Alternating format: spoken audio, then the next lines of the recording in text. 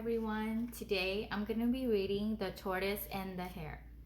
Once upon a time, there was a hare who was always boasting about how fast he was.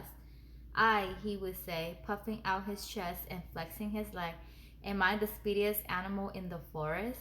I have never been beaten. I challenge anyone to try and beat me. And of course, nobody took up the challenge because he was right. He was the fastest animal in the forest. The animals who lived in the forest were becoming tired of Hare's bragging until one day, much to everyone's surprise, after Hare has been boosting even more than normal. Okay, Hare, I'll race you, Tortoise replied. What? Laughed Hare. You've got to be kidding. Tortoise, you're the slowest animal in the forest. I'll run circle around you. You might be fast, replied Tortoise, but speed isn't everything. Why don't we have a race? You can keep your boosting until you actually beat me. Speed might not be everything, but it sure helps in a race, laughed Hare. He laughed so much that he fell to his knee and tumbled the floor with his fist. He never heard of anything so ridiculous in his life. That night, while the forest animal prepared the course, Tortoise went to bed early so he had a lot of energy for the race. Hare, meanwhile, stayed up late boxing with his friend. He knew he could beat the slow tortoise even if he was tired. There was a buzz of excitement in the forest the next morning. No one had heard of Hare ever losing a race, so this was going to be quite an event to watch. Everyone gathered at the starting line to watch the race begin. All the forest animals wanted Tortoise to win, but deep down, they knew that Hare was the fastest. Tortoise was already at the starting line.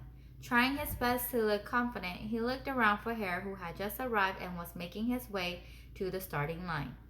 He strode towards Tortoise with his chest and puffed out proudly. The crowd fell silent. On your mark, get set, go, cried the starting fox, and Hare flew off at high speed, leaving a cloud of smoke where he had just stood. The tortoise trotted behind much more slowly. Hare decided to take a quick look behind to see where the slow tortoise was. When he saw that Tortoise was far away, he decided to stop for breakfast. He feasted on some juicy carrot, then he lay on his back, fiddled with his ear and yawned. This is just too easy, he said, loud enough for just about all the animals in the forest to hear. I think I'll have a fronting winks and catch up with him later. Soon he was snoring happily. Zzz. Tortoise got to where Hare was lying fast asleep. Maybe I should wake him, he thought. As he plodded past Hare, no, I'm sure Hare wouldn't like that. He will wake up soon enough and come whizzily by. And so Tortoise plodded on and on and on. Hare slept on and on and on. And Hare's dream, all the forest animals cheered and clapped as he steamed past the fast line. The sun began to sink, and still Tortoise kept plodding, and still Hare slept. The sun was about to set when Hare awoke with a jolt. He could see Tortoise in the distance, plodding slowly and carefully towards the finish line. No, said Hare. He leaped to his feet and charged toward the finish. He ran as fast as his leg could carry him, but it wasn't fast enough. He was too late. Tortoise was over the line before him.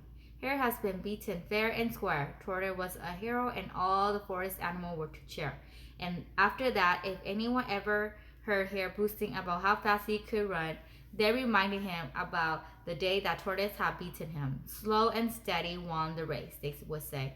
And all Hare could do was smile and shrug because, after all, they were absolutely right. Alright, and that will be it for today. I'll talk to you guys soon. Bye.